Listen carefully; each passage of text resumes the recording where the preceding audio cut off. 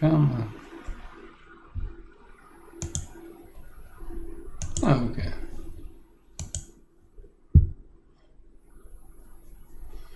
Is it live? It's saying it's live.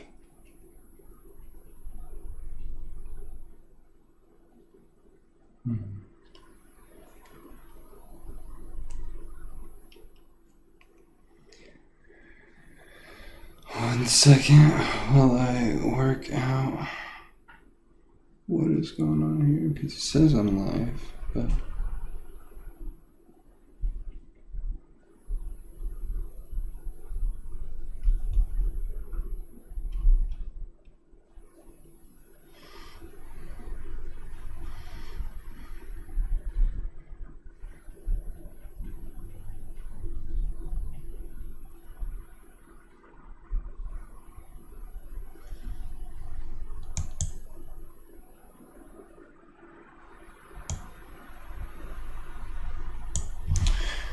let's see.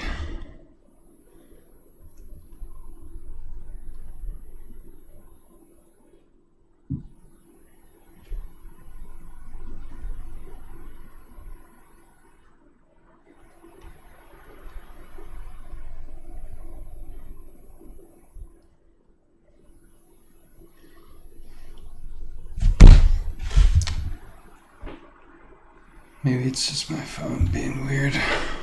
Let's see. Okay.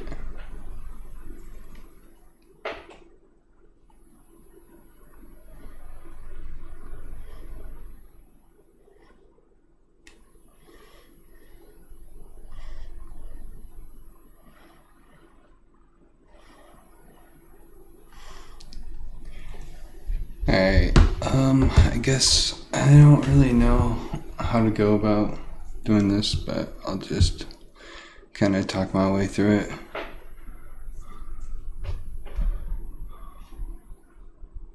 But essentially, here I have the 2025 season with our fantasy scores listed. As you can see, Josh Allen was the top played player week 1.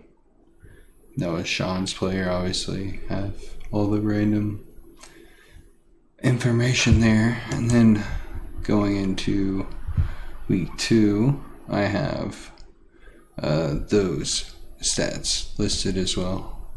I have those all the way down here at the bottom. I probably or no, I haven't done that page yet. But then you can go here into our week 1 stats. You can see Josh Allen's stats here.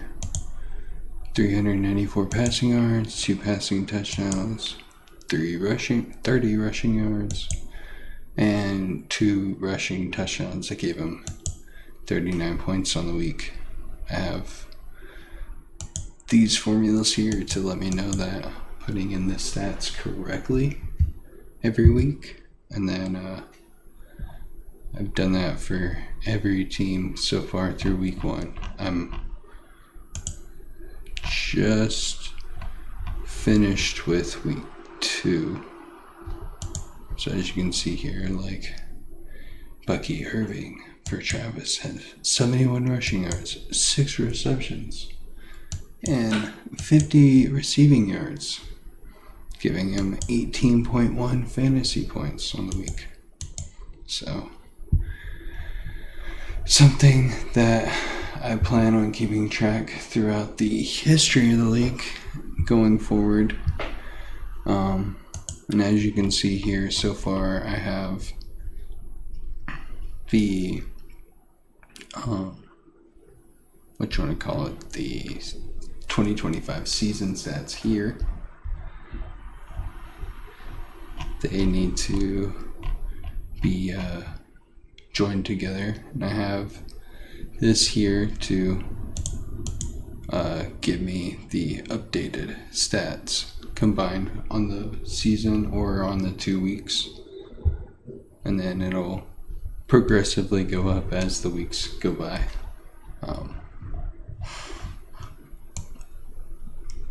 Down here I did the 3 players that were done by Sunday night. So I had time Sunday night to fill these out. That was Sylvie, Sean, and Jared. As you can see here, their games played, like Jared only played J.K. Dobbins and Hollywood Brown once. So that means he swapped them out and played the other 10 double the weeks. And his best fantasy player throughout those 2 weeks would be Roma Dunze with his 13 receptions, 165 yards, and 3 touchdowns. Now, this obviously needs to be updated with the rest of week 2 stats, which I'll be able to get through throughout the games tonight, and then hopefully I'll have time to continue working on this spreadsheet here. This is the motherlode of the spreadsheets, and I've been working on this for a little bit of time now, most of the off season. But essentially, I've been keeping track. I have the previous week to keep as a reference. Like this week is currently week 8 of last season, and then I go through the week 8 stats. I add them to the season stats. So like as of week 8 in the 2024 season, Amon-Ra St. Brown had 116.08 fantasy points. He had 7 passing yards, a passing touchdown, and then he had 41 receptions, 408 yards, and 5 receiving touchdowns. Just for example, I'll show you. I take the 2 names, Austin Eckler, copy those there, take the formula, copy it down there, and I can delete that Austin Eckler there. I have a formula here to keep track of the games. So if I ever see an odd number, I know I'm off because it's always a game plus its counterpart in stats. So we start with 110 games, and then it goes to 220.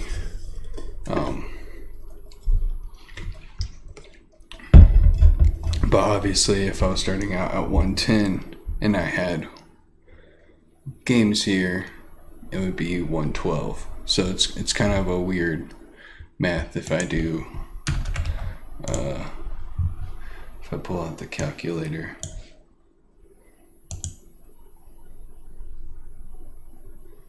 And do 112 times the 8 weeks we're at, be 896. And then 6 games less would be 2 times the 8. 2 times 2 is 4. So kind of a weird system, but helps me keep track of the stats, helps me reduce errors, and if I ever make errors, I can always go back in the spreadsheet and find them before it gets too far. Like right there, like this one makes me question things because John has only played Baker Mayfield 2 games through the 21 weeks we had in our season, or in our dynasty so far. So it made me go back and look. He'd started Lamar and Dak all of last season, and then a little bit of Dak, or in 2023, and then a little bit of Dak in 2024. But yeah, just some random things I noticed. It's very intriguing to me to see those things and notice them. I can point them out. Obviously, this takes quite a bit of time to get caught back up, but I can always get the stats accurately off a sleeper. It normally only takes me about 30 to 45 minutes to get an entire week's worth of stats uploaded into a document. So that's 110 games. And it doesn't take too long to add them to this sheet, especially if there's a lot of duplicate names, it can get kind of tedious. But if there's a lot of random names, like right here, Adonai Mitchell being played once, I don't have to worry about doing any stats. So just random things like that. But I still have to add on the stats here. Like I have the week A stats, AJ Brown 13.4 fantasy points. I can go back here, double check. 13.4 AJ Brown right there. 5 receptions, 84 yards. I need to add that to his all-time stats.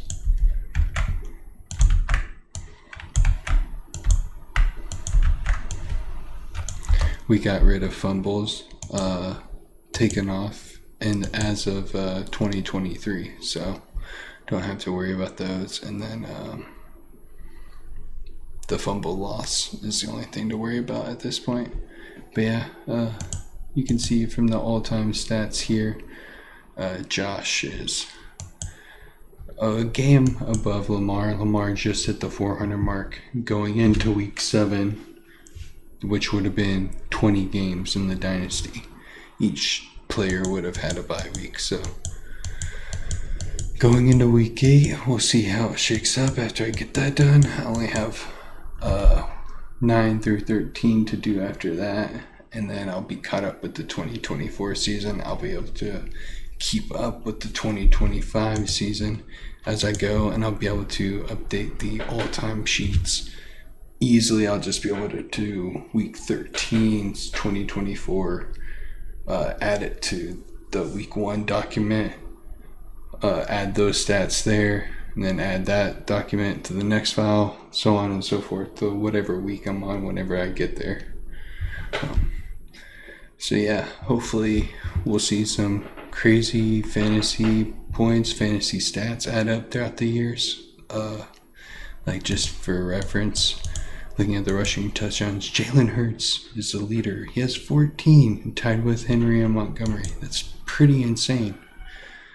Even looking at the receiving touchdowns, like Mike Evans, 15. Who would have thought old man Mike Evans would be leading the league in receiving touchdowns? And he's on pace with the other guys for games played. So, just random fantasy stuff that I want to keep track of for the league there. Got about 30 minutes until kickoff, so I'm just going to talk about some other random things, and I'll timestamp everything after I'm done. That way, if anyone wants to come back and check it out. Yeah, right now I'm only live on YouTube. This is all I talk about fantasy football on.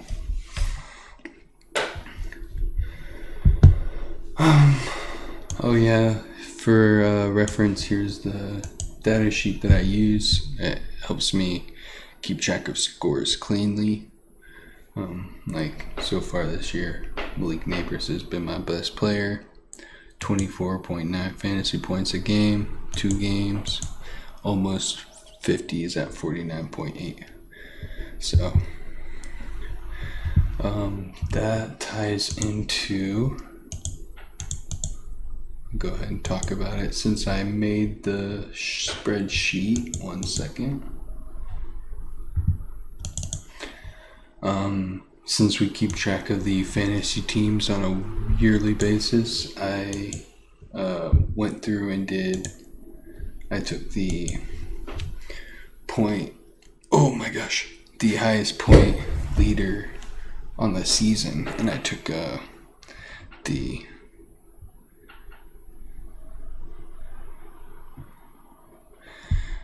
one second.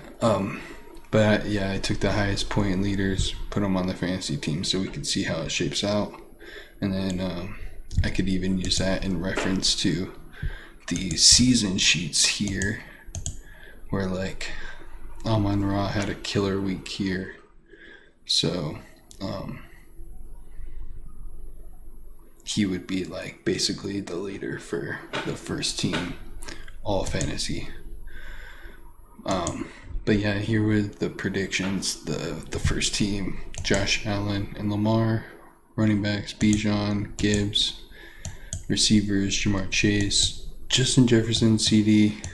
I won't go through all of these, but I will kind of just highlight them all here. And then the second team here. No really notable names. These were all kind of players that were on our teams last year.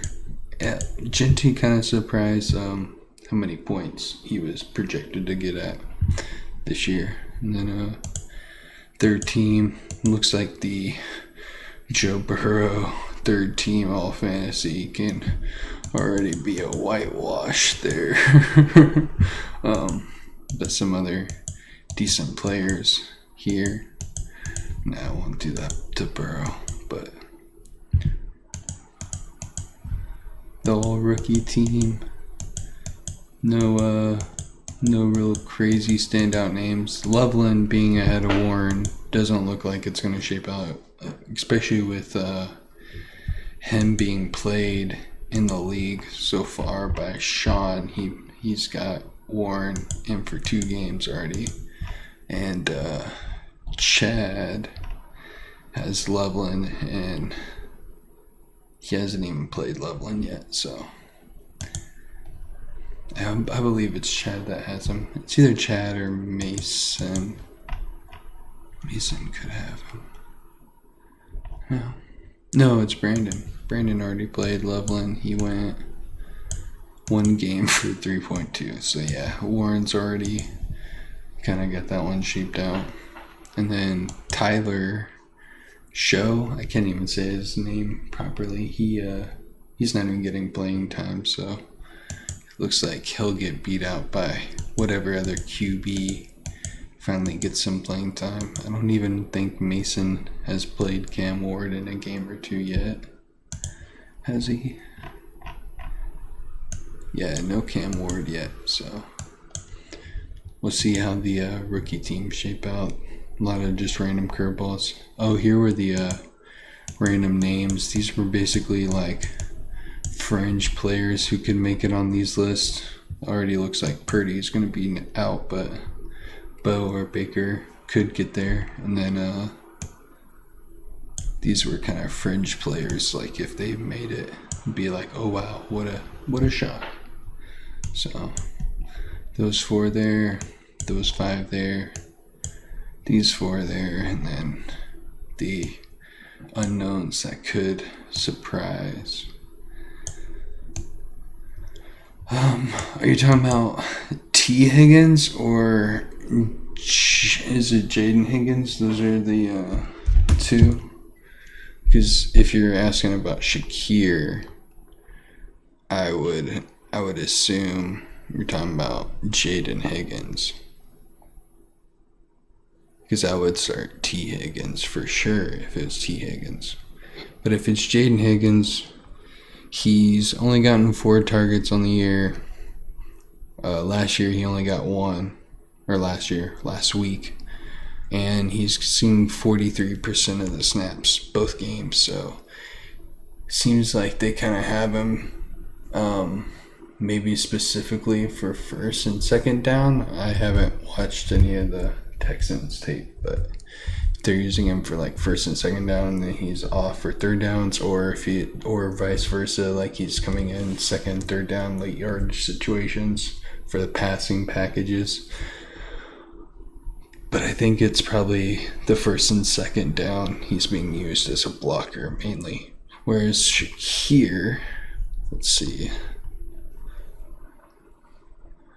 through 2 games, his snap count dropped significantly. He went from 71 to 49%. He went from 9 targets, 6 receptions to 2 targets, 1 reception. So it doesn't look like Shakir is being involved in the offense right now, especially with how Coleman's kind of been. Coleman's snap percentages dropped. Palmer dropped too. So the wide receivers in Buffalo, they're going to fluctuate depending on how the game plan goes. Like tonight, they might see some heavy usage because could be a high-scoring affair. If Miami's going to score a bunch, Buffalo's going to continuously have out the passing packages. They're going to run Shakir on the crosses, on the slot routes. But the reason they didn't play last game against who did the Bills play last game? The Jets. Yeah, they didn't play against the Jets because they were blowing them out. So the tight ends were in. They were just running heavy tight end packages, running and burning the clock. I'd say Shakir's probably a better option against the Dolphins if it's Jaden Higgins. Otherwise, I'd definitely rock T. Higgins. I don't care if Jake Browning's in. T. Higgins is definitely a better option than Khalil Shakir. Okay, what else do I have I can talk about? I've been doing my fantasy predictions on a yearly basis. I do these at the beginning of preseason, so I don't even really know how they're going to shape out. But this is how I had picked this week. During the preseason, I'm not really shaky on too many of these picks. Maybe the Bengals because JJ's out and it's Carson Wentz. The Steelers could easily beat this Patriots team easily, so I'm a little bit nervous about that one. Not too nervous about any of these other ones. I feel like they'll shape out the way they are. Maybe this Bears and Cowboys. The Cowboys have been pretty good. And then maybe Mac Jones against the Cardinals, but I don't think the Cardinals are that good. I had them as 2-0. They were. I had them against the Saints. I had them against the Panthers. So I kind of saw this coming. I don't think they're that good. And then I had the Lions 1-1, losing to Green Bay there, and then beating the Bears. So I think the Lions are legit. They could upset the Ravens here, but the Ravens do look pretty good as well. That'll lead me into my power rankings. I'll do those for the first time. I haven't done that.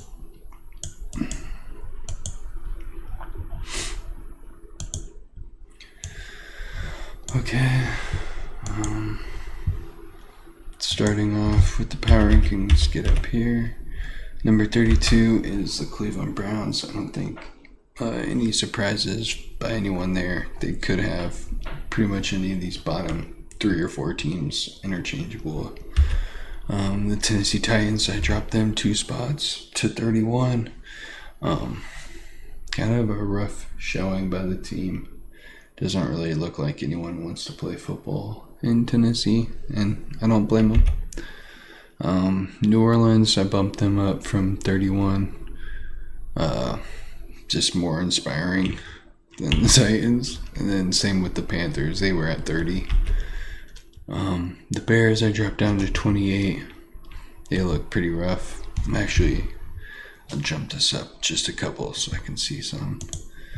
The Bears have dropped down 1 to 28. And then the Giants have bumped up. I think the Giants are looking better than the Bears.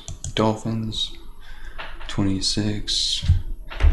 Jets at 25. I don't think that's really surprising anyone. I dropped the Texans 3 to 24. Blowing that game against the Bucks is kind of malpractice. I say that a lot, but after watching the Colts play, I can say there's some malpractice in the league. I bumped the Cardinals up to 23. I knew they were going to be 2-0. They beat some pretty bad teams, so they're only bumped up because their record. The Jags, I dropped 5. They lost to the Bengals. Yeah, they definitely should have won that game after Burrow went out. They let Browning ball out. Kind of unexcusable. And then Cowboys I had bumped up to. They beat the Giants. Nothing too crazy, but definitely better than some of these other teams. The Seahawks at 20. The Patriots at 19. them both moving up just a little bit.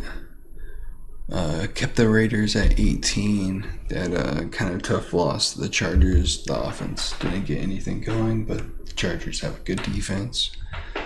And then I dropped the Steelers down to 17, -4. Definitely looked rough against the Seahawks. I still think they're a better team, though. My big one on the week, I dropped the Vikings 13 spots. I had them in the top 3 at number 3, and I was all in on the JJ hype train, and then he showed he did not learn from his 3 quarters before the one good quarter. So until JJ can show me a little bit better, which he won't have to now that Wentz is in, the Vikings are a mid-tier team. I thought they were elite, but they're just mid-tier right now. Falcons above them, they had a good win. Lions, middle of the tier, they had a good win.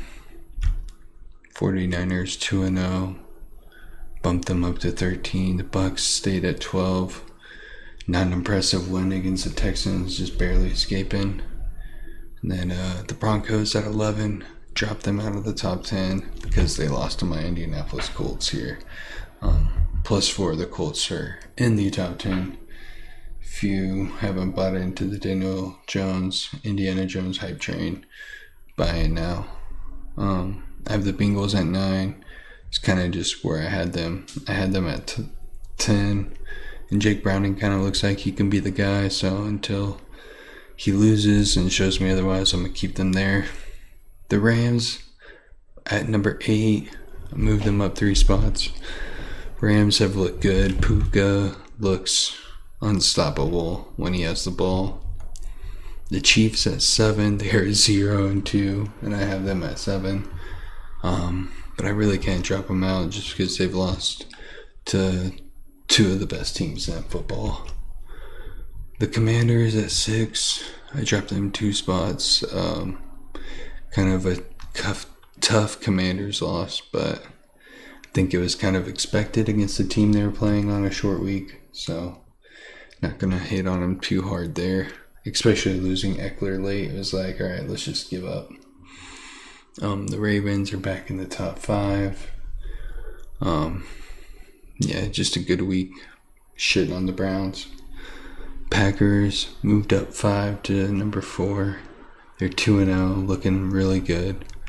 They are my second favorite NFC team right now. Chargers at number 3. They're looking really hot. Doesn't look like Herbert can do any wrong whenever he's got a clean pocket. And they'll eventually get the run game figured out. And then the top 2, you really can't debate. It's either the Bills or the Eagles, however you want to put them. Slice the bread up. Put the butter on the thing. I don't know. But yeah, that's how I have that shaped out. My week 3 power rankings. I don't really have much else to talk about. Kind of went through the random things that I had. Let's see.